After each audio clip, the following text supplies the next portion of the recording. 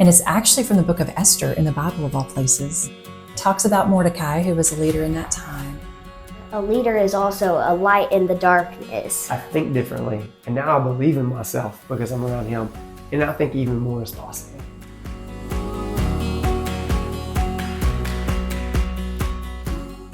Welcome to Leading Lubbock, the podcast where we spotlight the voices shaping our city and beyond. Each week, we bring you inspiring stories and thought-provoking conversations with leaders who are making a difference in their communities. What makes this journey unique? Every guest is nominated by someone who's already been on the show, creating a chain of leadership that reflects the power of connection and community. Join us as we explore what it takes to lead with purpose and impact. This is Leading Lubbock. Okay, so we're starting off episode number 5 now of Leading Lubbock, and today I have the privilege of hanging out with one of my really good friends. So Tara Newton, got to work with you here in the past, and also just continue to be a friend of yours, and I'm just really honored that we can sit down together and have a conversation. Me too. Thank you. I know you have so much to offer, and you have offered so much already to the people in your circle. I've been a beneficiary of the leadership that you've offered. Thank you. And I'm excited that this can even be a platform that more people can get to know who you are and the impact that you have. So Thank you. I know we're going to hear some really cool nuggets today. So Okay. let's get into it. Okay, cool. Tara, you are the leader of the Lubbock Keller Williams Market Center, and as well as leading Midland, Odessa, and Amarillo. And so you're bored. You don't have anything going on. Nothing at all. That's good. Yeah. But some of the best traits about you is you're married to Brad Newton. It's true. Wonderful dude.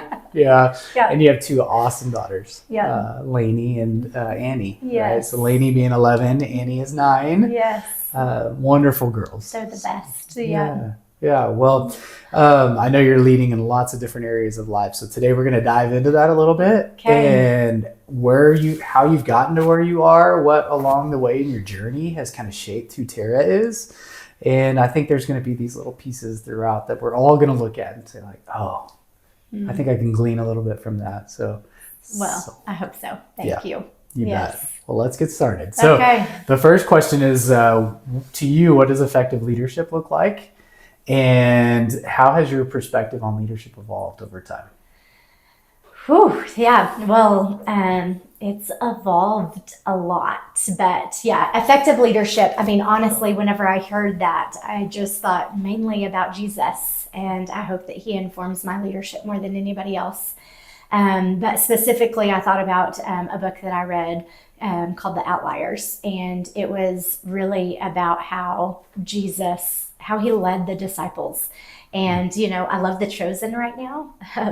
And just realizing that was a messy group of people. Honestly, I kind of always imagined this, I had the felt figures for Bible class, Oh, yeah. So very put together people of, Peter and Matthew and all of these people, right? And so honestly, watching The Chosen was like, man, Jesus has a lot of leadership lessons that I can glean from. But specifically, I would say he's an awesome storyteller. Looking at, if you just go to the Bible and look through all of the red, he's an amazing storyteller. That is how he communicated most of his messages. And so I think effective leaders are really great storytellers. And I've appreciated that in my own life. I've seen what stories have impacted me, and it's usually whenever they're not lecturing me and telling me something, it's more that they're telling me a story about their own life, or I've gotten to see it with my own eyes, the story of their life, and it has been the most impactful. But I also think about Jesus as just a servant leader. And, I think early on in leadership, it was very interesting. I became the team leader at 26. So a lot of the agents that I was leading were, had more experience than me, were older than me, and for good reason should be leading me rather than me leading them. Yeah. And I think that how my leadership has evolved over time is, I really thought I needed to know all the answers and have all the things together. And I just love how Jesus came to serve. And so have over time, and still am working on this, but of just like, man, how do I really get into a servant leadership position instead of the opposite, right? So anyways, that's what I think about whenever I think about effective leadership. So something we have in common right now, The Chosen, is I'm addicted to it. So good. Small group. I don't know how many times they're like, okay, Ruben, what did you learn about The Chosen regarding this? But not because I think some people can look at it and there's some differences of like what is actually in scripture versus what's there. Yes. But this is very similar to what you're talking about. It's like, these are humans just like me. Yes. Right. And you can put yourself in any of those disciples' shoes and be like, that's me. I can relate. And even seeing how Jesus interacts with all the different characters and wherever they're at, whether they're a disciple or whether they're, just somebody on the peripheral that are being affected by who Jesus is. And so I can totally relate to that. And I think there's so many things that you can sit and unpack with who Jesus is, the washing of the feet, and just like kneeling down, in front of somebody as a leader. As you were talking, there's something that, I don't know if you know this, but I have intentionally not parked close to a door in a really long time. And I was actually thinking about this the other day and like, why do I do that sometimes in an empty parking lot? And there's a book that comes to mind and it's called Leaders Eat Last. And I think it was based off a conversation I had with you. And you parked one of the furthest back parking spots. I don't know if you still do that to this day. Still do. It's a habit. Yeah. And I don't know if I asked you it. I think I did. Like, why do you park all the way over here when there's a parking spot like right by your office? And you just pointed to this, like, I just want people in front of me to be able, or other people to have that parking spot, and just like this whole concept of kind of like letting yourself move backwards a little bit. There's a lot of humility in it to let somebody else kind of step in. So I love that. So good. Yeah. I also had read the book and I didn't know, I can't actually remember what this book is, but specifically on parking at the end of the parking lot, there was a CEO that had to let go of a lot of his people. And he started parking in a parking garage that was the furthest away from the building. And so that he could walk into work and just pray over people's parking spots, right? But literally people's lives. And so every time it's kind of like an anchor thing, right? Of like, walking in the morning is just this reminder of like, am I praying for the people that I get to be associated with? Because we're affecting lives, we're affecting families, and we're affecting, right? Like, anyway, so it's always a good reminder for me too, just to like, pray for them. See, now I get to add something to what I've been doing for all these years. It's so good. We were at a big convention together and there was people coming in from Lubbock and there weren't enough seats. And you said, you can have my seat. And I don't know where you went, but I don't think it was further. I don't think it was closer to the stage. Right? I think you moved back quite a bit to let somebody else have that spot. So anyways, I don't remember all these moments, but thank you for absolutely. reminding me. They're That's memorable. So good. And that's what I love about the humility in your leadership is the way in which, like, you probably don't even know the way you impact people. So I love that. Love that about you. So. Thank you. That's so good. Yeah. Okay. So can you share some specific ways that you embody leadership in your daily life? What practices or habits do you find most effective? Oh man, and this one was good because honestly, I'm like, I could tell you all of the ways I do it wrong. But I do think I was talking to a young mom not too long ago, and ever since I've been at KW, we have a very big idea around like just the habits that you create. And I definitely feel like there's always been great models and examples and leadership and training around me to like try to implement good habits. But to be honest, I don't feel like I've been very great at it for a long time. Anyways, but now I'm like also just at a different season in life where my girls get up and they can dress themselves and they sleep all through the night. Yep. And like, oh my gosh, those little things like It's change coming. life, It's coming. right? And I used to like beat myself up whenever I didn't get up at 5:30, but it was like I was up 3 times in the middle of the night with Annie, right? And so I would say, like, first of all, I just have to, like, man, your season of life, like, just enjoy it. There is going to be a last time. There was a last time where I woke up in the middle of the night, and it's never told to you that that's going to be the last time, and then all of a sudden it's there, right? You're in a new season. Anyway, so right now I have great habits in the morning, but I just want to give that segue to, like, in the morning, I used to not have great habits. But specifically, I thought about in the Millionaire Real Estate Agent book, Gary Keller talks about having an energy plan. And in the energy plan, he says you've got to get your energies before 12 a.m. 12 p.m., I guess. Not that early, right? So before noon, right? Before noon. And that is that you're getting your spiritual energy. So specifically for me, first of all, before I lead anybody else, I've got to realize I've got to lead myself well. And I want to be led. And so just like making for sure that, like, is my heart in a place where I can be led? So literally, like, I'm going through the Bible in a year. And so just getting in the Word and, like, having time with Jesus. And I think that it is just such a great surrender time for me to realize, like, He's in control. And there's some interesting things in the Bible that I'm reading about. And it's just like, holy cow, only my second time through the Bible in my 39 years of life. And so it's just been really good. That Old Testament will get you. Oh, man. That challenges some thinking. It challenges some thinking. And you think, I'm going through hard things, and it's like, this is not new to Him. He's totally been around, Anyway, so just having that time. So I use that time first of spiritual energy. The next one is physical energy. And I would say, again, I'm not 100% on this one. I'm like maybe 80%, but just having time where my goal is to get breathless. And I heard this from a great leader of my brain has a hard time going off. Like literally resetting. A lot of people will tell you just like, chill out, relax, self-care. I'm like, I honestly didn't know how to do that. And so I think that, like, learning for yourself, how do you do that? But one of the leaders said, if I get breathless, right? Like literally, if I can run to the mailbox or do a sprint down the street, right? Like literally, if you get breathless, I think for me, that's my hard reset. Like it literally allows my brain to be the first time where it just is like calm. I don't know if this is true for men, but I feel like women's brains are like all of the tabs that I have open on my computer. It's just running.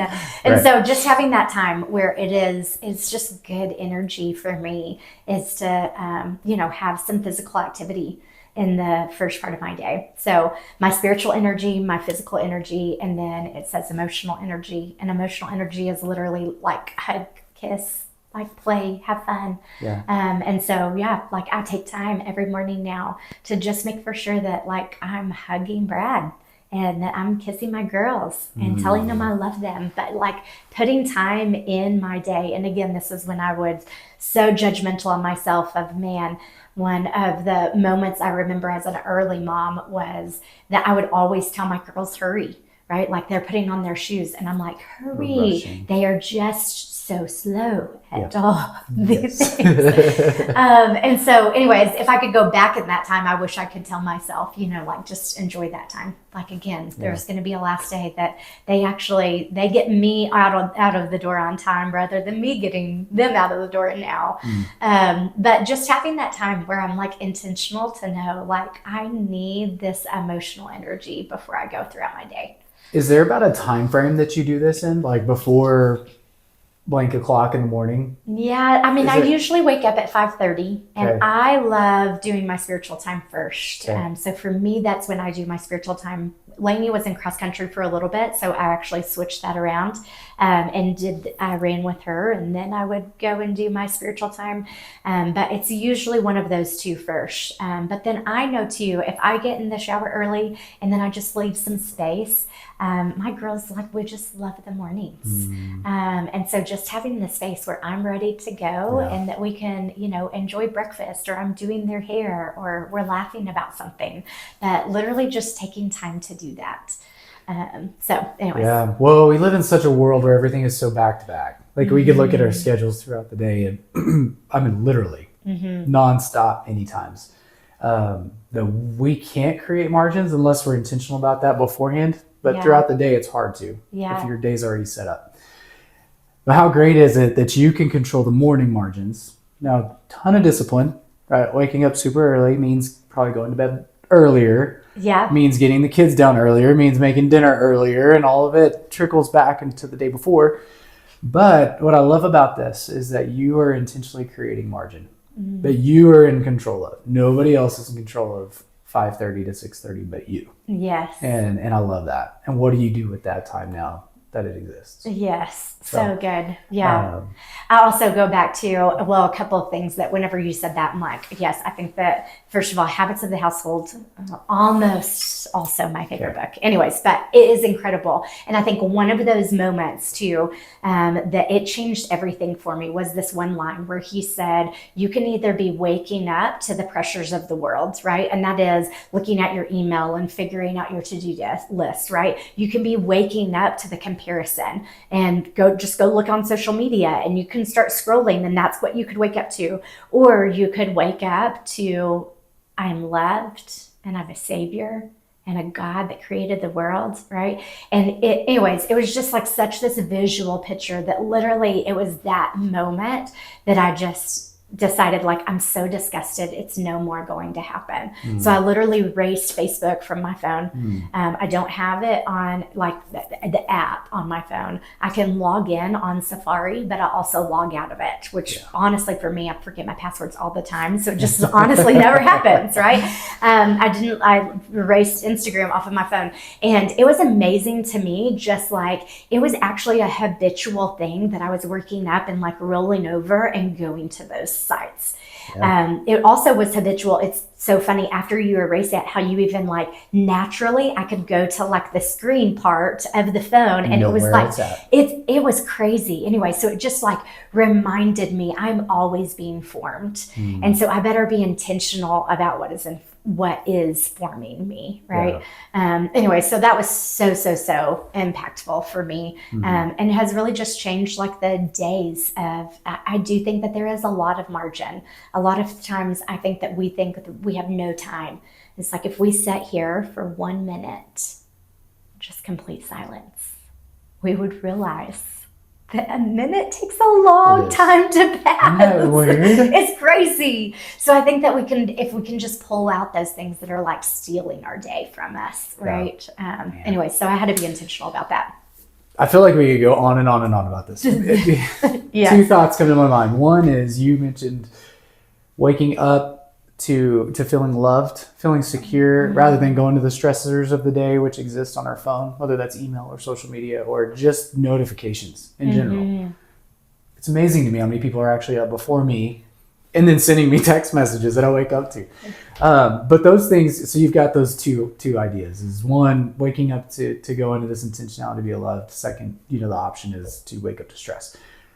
But your kids have that same, like if you're up earlier, if you're ready to go and they are greeted by a calm mom, a calm dad, like maybe they're not intentional with scripture yet and time in prayer, and yet still have the experience of being loved, but that really trickles down from you first and your posture when you wake up. So agreed. Yeah. So that's thought number one. And thought number two is I recently have heard from another podcast I listened to that if you could wake up an hour before sunrise and exercise, even if it is a walk, no phone, and just in the silence of hopefully just even the sun's down, before you're drinking coffee, and you're just like being first thing in the morning, just the effects it has on cortisol, and whenever you drink your first cup of coffee, even your body reacts to that so much differently because you allowed yourself to like do this gradual wake up. But also work out and get to that place of exhaustion. We mentioned that too. So, Yes. anyways, so many good things in this. So good. And it's crazy too how it aligns with so many things. I mean, I've listened to recently like a lot of podcasts that was talking about that too, of just even like your eyes seeing like the sun break, right? Is like so powerful, right? And anyway, so I think that there's so many simple things. And there has to be a time where it goes from your head knowledge to your heart knowledge, right? Yeah. And I would just say for me, it was like, I think too, the other thing that I wish I could have gone back on is I tried to change all of the things, right? I talked to some, business owners this week on business planning for their new year. And we always talk about habits. And typically I would start off with like, well, here's a million different habits I need to go. Maybe it wasn't a million, maybe it was even just 5 or 3. And it's just too many. Yeah. If you can just knock over one at a time. And going back to waking up early, what I have discovered for myself is I always used to change like I just got to wake up earlier. I just got to go to sleep earlier. I would focus on, I've got to go to sleep. Otherwise I can't wake up earlier. For me, I found the exact opposite. If I just start waking up earlier, I go to sleep earlier. Like there is no doubt I am exhausted. Your body is saying it's time. It's time to go to sleep. Yes, you don't want to hang out with me after 9. I'm no fun. I'm done. Yeah. You can talk to Haley more about this if you'd like. She's got some experience. I love it. Well, let's move on because we can sit here forever in on that habits. question. Yes. On habits. Love it. I mean, I could point to, I know where Atomic Habits is sitting. Yes. Right there on the shelf. So good. What pivotal moment in your career or life has had the greatest impact on who you are today? Man, whenever I read that question, I was like, man, it's a lot of moments that I can't even talk about yet, honestly. Because they're just a lot of failure points. But I look at that and I think like, I've always heard this, but living it in my own life of just success is not on the other side and failure is over here. It is failure is going to be repeatedly towards success. But I mean, really, I can tell you specific instances that I'm not just ready to, talk about on open mic, but that I just really feel like it was a failure point in my leadership or with the people that I led. And man, it's just so hard. It's so hard. And but I look back at those times and realize too, I think one of the people that have formed me the most is my parents. They've done an amazing job. I love them so much. They're for sure my heroes.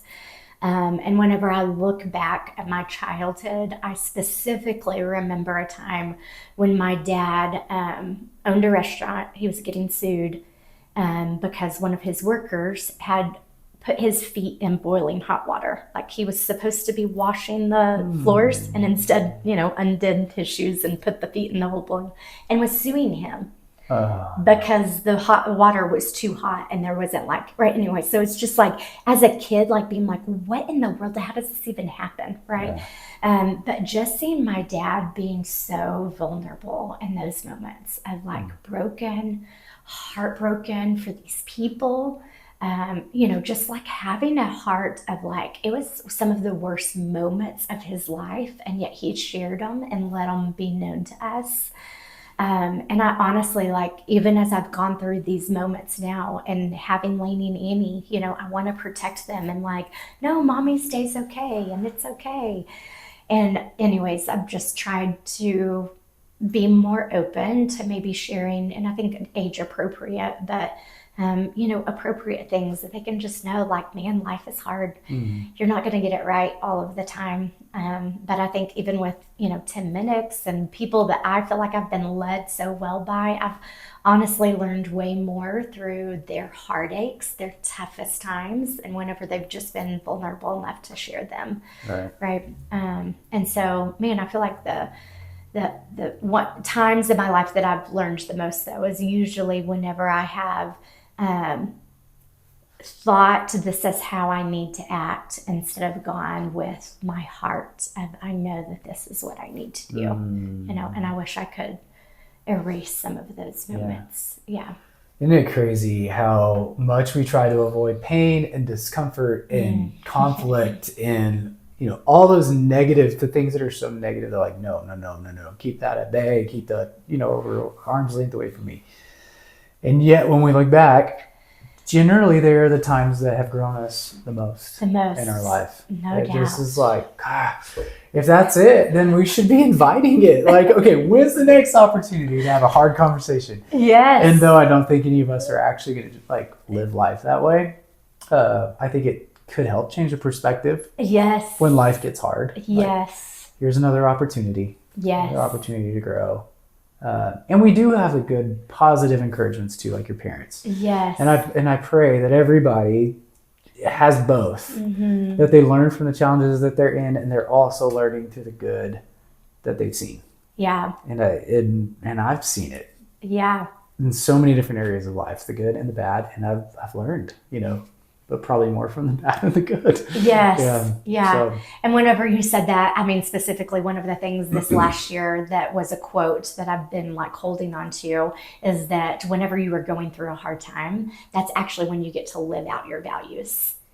Most people decide their values whenever everything is up and to the right? Yeah. Like everything's good. This is what I believe in, and it's easy for me to say.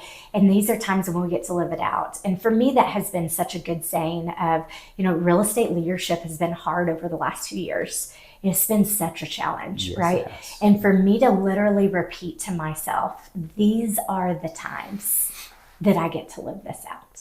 Like this, rise up. Because now you're getting to live out that value, right? And so it's just been such an encouragement to me of even calling myself up into that moment, So.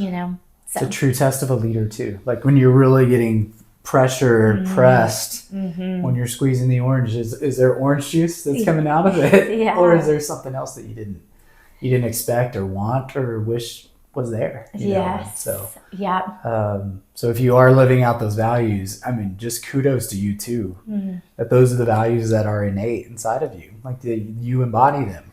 Well, because through the pressure, I hope they are innate, and I would also say I just got to work. I have to work them out, right? Yeah. And even in the moments, so the other physical one is I love Peloton right now. And I love they're so encouraging. But it is in those hard moments, I'm proving to myself of I know you can't. You feel like you can't do anymore, and you know what? You're the person that does it anyways, right? And it's in those moments, I literally will come back to that in the middle of the day of you know what? I know I don't want to make this phone call, and I'm the person that I do it anyways, right? And so it is just how do you start repeating those selves and going back to that first question? How do you think it starts in what are you doing to set up your day? Yeah. And I've heard a couple of things before where words of affirmation, positive self-talk. And I've heard two different camps. One is that it's very impactful, and the other is your body is understanding it's not true. So maybe resistant to that truth that you're telling it. And what I'm hearing you say, and that I love so much, I think we all need to practice a little bit more, is putting ourselves actually in a situation where we can speak positive truth to us and be telling the truth. And then I think there is that positive self-talk and belief that it's actually legitimate because you're on the Peloton or you're taking a jog and 10 more seconds. I can do 10 more seconds. I proved that to myself. So I can good. do a little bit more. So I like that mixture that you're incorporating in there. Oh, you also just hit on a topic that I so love. Okay. So love it. And I'm okay, so The Miracle Morning is a great book. Yes. Hurt and the Healer is also one of my favorites. I know that I'm but specifically, one of the things that I love, and this is something our pastor says, is that whenever you and God disagree, who are you going to believe? And so specifically with positive affirmations, one of the things that I've changed is anything that God says that I am, I can affirm that. And even in moments where I don't feel like it, is this truth or is it not true? Yeah. Right. Yeah. And so I love positive affirmations. A lot of people, I'm kind of in the same camp. I used to say all these positive affirmations and it was no, I'm not. That's not true. Right. But again, whenever I go back and these are rooted in scripture of this is who God says that I am. So either I'm saying this and I'm telling myself that I'm not, but if I'm arguing with the God of the universe, who wins? Good luck. Yeah. Anyways, so I do, that's good. yes, but I love that. And I do agree. I think that even these like positive little things that you can tell yourself, right? And then go out and do it. Yeah. Yeah. Oh, that's great. Yeah. Okay. So next question. What's Okay. one lesson you've learned that you wish you would have learned earlier on in your journey? Oh man. There's there's a lot of them. The one that comes to mind though, is I love John Maxwell's quote, and I didn't hear this until later on, and I feel like now having girls, having a husband is, I want the people that know me the best to respect me the most. And Can you say that one more time? yeah, I want people that know me the best to respect me the most. And again, like I've had some beautiful examples of this in my parents. But my hope is that I love whenever people can be so complimentary, but even people that I respect, right, have, leaders and all of these different people that have written books, and I would say even mentors of mine. But at the end of the day, to just realize, like, I hope that Annie and Lainey, right? Like, I hope that they respect me way more than anybody who works at KW respects me. And what's hard about that is to be vulnerable. I mean, that's when I mess up the most, right? And again, I think that that's actually just a beautiful thing of how do I own my mistakes and tell them that I'm sorry, and be with them in those moments. So anyways, I think that for a few years in my early leadership, I feel like I lived for the praises or the accolades or the perceptions of everybody else. And I hope that now it is moving way more towards I'm wanting my girls and Brad to respect me the most. Yeah. So it's a different way to lead. Yeah, and there's a lot of challenge in that because we show our true colors when we're safer, right? Yeah. When we're around really safe people, which are generally the people we're closest to. Yes. And so, again, when that orange is squeezed, what's coming out of it? And I don't think we're going to be perfect on the side of heaven ever, right? Never. And we're going to make mistakes. And I think it's always the follow-up. Like, what comes next? I think there's mistakes daily as parents we just make. Yeah. And what follows it? No doubt. Are they seeing repentance? Are they seeing move back towards healing in relationship? Or are they seeing distance? Are they seeing sweep it under the rug? Are they, and same thing with spouses. It's just like built up over and over and over again. Like, okay, I know what you're going to do now. Yeah. This is when you do this. Leave. Yes. Or this is when you get mad, and rather than like, oh, wow, thank you for modeling a picture of grace, of mercy, of restoration, healing. Yes. Yes. So many good things in that. And just hard conversations too. I mean, there's been times where Brad sat me down, like, right, and said, "Hey, girls, when you y'all leave, right?" And then been like, "Hey, are you okay? I don't feel like you're okay, right?" And like, "I don't feel like you're here, right?" And like, those are some of the best conversations. And again, I do feel like, man, those are so vulnerable, and your first reaction is like, "You think, God, where are you?" And yet, man, it's been so fun to grow and develop with, someone that I'm like, it's just a true partner. And there's differences, and this is something Kathy Crockett and I talked about if you've watched that video, but this difference between being kind and being nice. And sometimes nice is just like, okay, let's just give her some space, and she'll come back around, versus the kind thing to do may actually be the hard thing to do, which is to have the hard conversation. And not just play niceties. So, So good. Not easy stuff. Yeah. Okay, well, one of the things I asked you before the interview was to tell me a single book. I know, the hardest part of the interview. One book. That's had a huge impact on you. And to talk a little bit about the book and why you chose the book. And if I'm not mistaken, you had the hardest part narrowing down the book. It's so tell me a little bit about that. Oh, well, I would say I love to read. This has not always been a thing, though. Like, everybody does think, like, oh, well, Tara's such a leader or a reader. And I'm like, hey, not true. I'm actually not always a reader. Anyways, but I do feel like not all readers are leaders, but all leaders are readers. And so how can you, I mean, for me as a leader, I'm like, I've got to be continually thinking and developing myself. And one of the ways that I do that is books, and I love them. But I've given myself a few different things. So first of all, I don't ever have to finish a book. So I love that. I know it's so good. It's Whenever so freeing. I badly, like, I was like, oh my gosh, this is so much fun, right? I was like, you can get a book and like it can be done before it's done, and that's okay. Anyways, Yes. yeah, And you don't have to sit through the misery, but it's sometimes they're not for you in that season. yes, Yeah. yes. So Or that even is- a book like Grit. I love Grit. I love it so much. But I read half of it and I got the concept. Yeah. I don't need You to got read it all done. of her Yeah. research. I've Anyways, heard so- something that was said once, and I love this. Oh my goodness. It's amazing how it just leaves your I mind sometimes, know. huh? So you don't put the pressure on finishing every book you read, and then something along the lines of read the good books twice.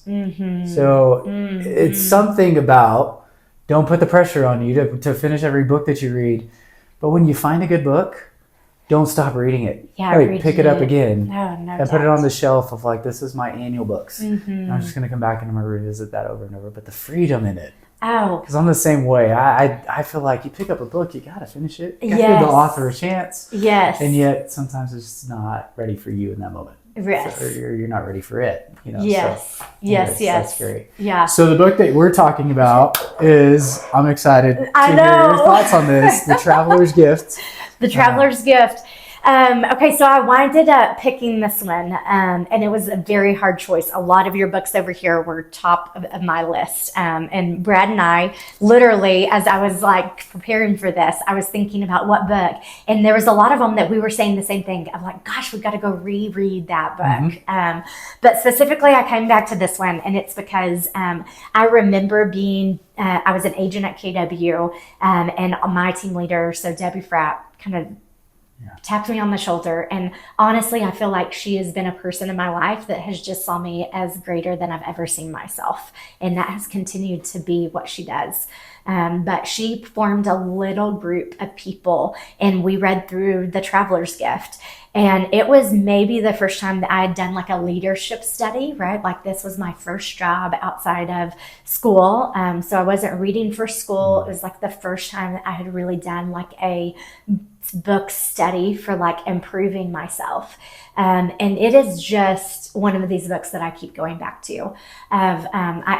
Lainey just finished this book, and it is like one that I gave her first, and so I was like, why would I not say that this has been one of the ones? But The Traveler's Gift, so how it goes, Andy Andrews, first of all, is just an incredible writer. It is so entertaining and an easy read, like it just gets you into it. But he goes throughout time and travels, so this guy kind of goes on this like traveling tour throughout time and gets introduced to people that have made such a big impact in our history. So Abraham Lincoln and Christopher Columbus. And anyway, so in each story, they kind of like give him like a trait of like, man, if you want to be successful in life, here is something you need to know.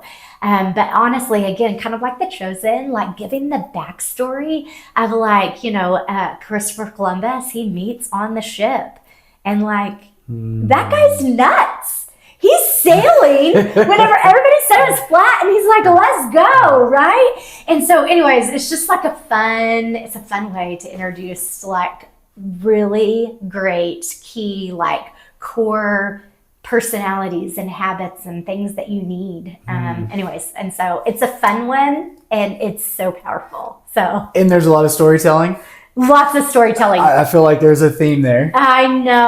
So- Well, whoever tells the best story wins. was Yes. almost one of my other ones. Okay, that one's up there for me. Yes, Yeah. and A Million Miles in a Thousand Years, which is pretty much all about stories. I got that one from you. Yep. Anyways, I love that's so it. good. Yeah. Yeah. So Okay. that's it. So the great thing about this is that we are going to be able to give this away. Love So it. somebody that's watching is going to be able to read this book, and then we're putting together by the end of this year, next year, we're going to have the best book of list of books that's out there. So That's thank you awesome. for that. Yes. And then to conclude today, I would love to hear if you could define leadership into one sentence. What would it be? I know. So I was trying to think. I love Gary Keller has a class called Servant Productivity Leadership. And in that, he defines leadership as leadership is helping people think how they need to think so that they can do what they need to do when they need to do it to get what they want, right? And I just love that of like, it ultimately is like helping them come back to what do they want out of life and how do they do those things. But I think everything has to start up here of thinking. Anyway, so I love that, but I was like trying to come up with my own version of that because I would say my only caveat would be like, I hope that my leadership is in such a way that I can help people discover what is their brilliance, like what did God put them on earth to do and his unique abilities and talents that he gave them. And then what big story are they going to go out and live? And that they're empowered and equipped and realizing that this is a journey and any great story has some hard moments, right? And so not to resist those, not to run away from them, but to like literally go through it. Anyway, so I don't know if that's exactly one sentence, but that would be kind of how I'm thinking on. I love it. We're all in a storyline, right? So we all have like the story of our life. We're the main characters. Yeah. You're the main character. I'm the main character of our own story. And then you have the other characters. You have the plot. You've got the whole storyline is taking place. And I don't think I want to go watch a movie. I mean, maybe Hallmark has figured out a way to pull this off where you just know what the end is going to be every single time. And people come back and keep watching it over and over again. But there's usually like the good stories have the hardship and the overcoming. Yeah. I don't know if we want to sit in the story of our life where it's just, well, that was easy. And we made it to the end. And here we are, right? I think the good stories are the ones that have the big turmoil. Yes. The big climax in the story. Yes. So I love that. That's what I hear as I hear you talking, as I hear you storytelling. I think you do a great job of it. So just want to affirm you in that and how effective your leadership has been. I know you're impacting so many lives. I've been around many people. Most people, when I bring up your name, I love Tara. Oh, actually, yeah, right. They say, Brad's wife. That is not true. That's not true. He's a good guy. He's a good one. I know. Yeah. But yes, keep doing what you're doing. I'm Thank excited you. to get this out to everybody. I Everything. think there's really great things in here. Thank you for taking the time and for coming up with an amazing book, even though it was hard. Yes. And I'm sure this won't be the last time we sit down and get to talk Yeah. leadership together and ways to impact people's lives. So It's so great. thank you Thanks. for your time today. Yes. All right.